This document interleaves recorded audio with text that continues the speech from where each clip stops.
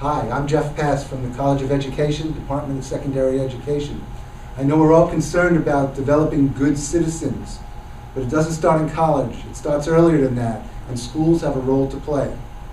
We have to ask ourselves a question. What goals do we have for our graduates? What do we want them to be? What do we want them to achieve?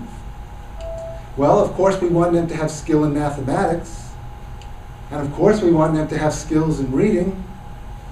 But both of those areas, they're mastered much earlier. What about the rest of their school years? I think we have other goals. We want them to be creative thinkers. We want our children to grow up to have a love of reading and have environmental awareness so they can attack some of the problems that face our globe. We want them to be skilled in self-expression and understand social problems. We want them to be self-aware, know thyself.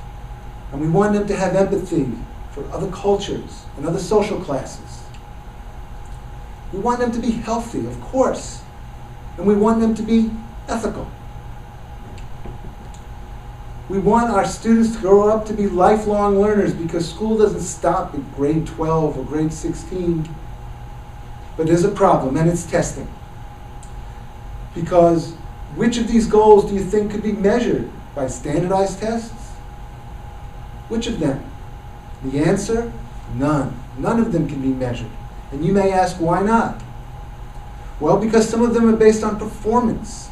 We have to watch somebody do something. A paper and pencil test won't measure it. And some are longitudinal. We can't know for years whether we were successful. And some are just plain difficult to measure. Experts disagree on whether we could ever measure something like empathy or creativity. And some of them are just not deemed important enough. And they've never really been seriously measured. Reminds us that what is tested is not always important, and what's important is not always tested.